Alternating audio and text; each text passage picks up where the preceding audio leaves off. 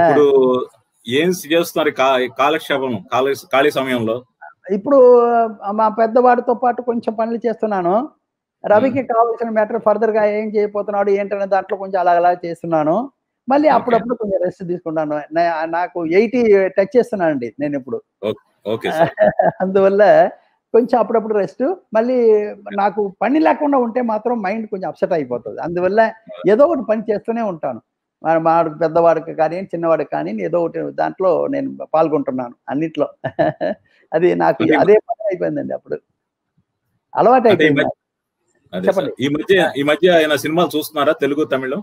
అయ్యో అన్ని నేను చూడని పిక్చరే ఉండదు నాకు. అదే కదండి అవకాశం వేరేముంది నాకు. సినిమా తప్ప నాకు వేరే ఏది లేదు. అదిలో తెలుగు పిక్చర్ చూడకుండా ఉండలేను నేను. ఎలాగుంది మార్కెట్, ఎవరు బాగున్నారు, ఏంటి ఏంటనేది దాంట్లో నేను ఎక్కువ నాకు ఇది ఉంటుంది. ఇప్పుడు పాన్ ఇండియా సినిమా అనేది ఒక కొత్త లేటెస్ట్ ట్రెండ్ అయింది సార్. సరే మీరేమంటారు? పాన్ ఇండియా సినిమా అనేది దాని గురించి భవిష్యత్తు ఏమిటంటారు? ఏంటి కొత్తగా వచ్చే దాంట్లో ఏది మనం బ్రేక్ చేయలేము. అన్నిటినీ ఆడుకొని దానికి మనం ఇంగితం అయిపోవాలి. మనం ఆపోజిట్ చేయడం అనేది కుదరదు. ఎందుకంటే ఆ రూపం వేరేగా ఉంటుంది. ఏమంటే ఒకసారి మనం 16mm లో పిక్చర్ 8mm లో చూసాం, 60mm లో చూసాం, 35mm లో చూసాం, 70mm లో చూసాం, సినీరమ్మ అన్నాం, ఏమండి సర్కరామ అన్నాం. సర్కరామ అంటే మీకు తెలుసండి, మూడు కెమెరా ఒకేసారి రన్ అవుతుంది అనమాట. అలాంటిది వచ్చింది, అన్నీ ఉంది. అలాగా దీంట్లో ఏది మనం బ్లాక్ అండ్ వైట్ నుంచి కలర్ వచ్చింది, కలర్ వచ్చి ఏదైనా వద్దన్నామా మనం? లేదు. అడ్వాన్స్ గా వచ్చే ఏది మనం బ్రేక్ చేయలేము. అది అడ్వాన్స్ గా పోయేటప్పుడు దాంతో పాటు మనం ఎలా చేయాలి ఏంటనేది మనం కలిసి మెలిసి ఉండిపోవాలి. అది మెయిన్ అన్నమాట. అది చేస్తే చెప్పండి. అంటే హై రిస్క్ హై స్టేక్స్ అవుతున్నాయి కదా సార్.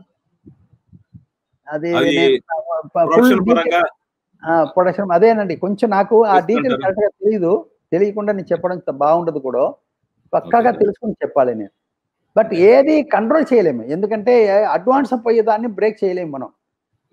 అడ్వాన్స్ పోయేదాన్ని బ్రేక్ చేయలేము. ఎందుకంటే అది అడ్వాన్స్ అయిపోతుంది కాబట్టి అది ఏంటి అని చూడాలి. ఇవాళ ఒకటి ఉంటుంది, రేపు ఇంక మారుతుంది. జనాల లోపల వచ్చే టేస్ట్ని బట్టి ఉంటుంది. వాళ్ళు ఇన్వాల్వ్మెంట్ ఎలా ఉంటుంది. మనం ఏది చేసినా ఆడియన్స్ ఏం చెప్తున్నారది మనకు మెయిన్. ఆడియన్స్ ఎలా ఇన్వాల్వ్ అవుతున్నారని మెయిన్ అనమాట. వాళ్ళు ఇన్వాల్వ్మెంట్ ఉండేటప్పుడు మనం ఎందుకు వద్దంటాం?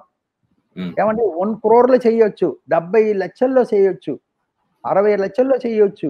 అదే 60 కోట్లు, 200 కోట్లు, 300 కోట్లు చేయొచ్చు. అన్నిటికీ కలెక్షన్ వస్తుంది కదా. ఏది రాలేదు, అన్నిటికీ వస్తుంది. బట్ మన కంటెంట్ కరెక్ట్ గా ఆడియన్స్ తో పోయి చేరుతుందా లేదా అన్నది మాత్రం మెయిన్. వేరేం లేదు.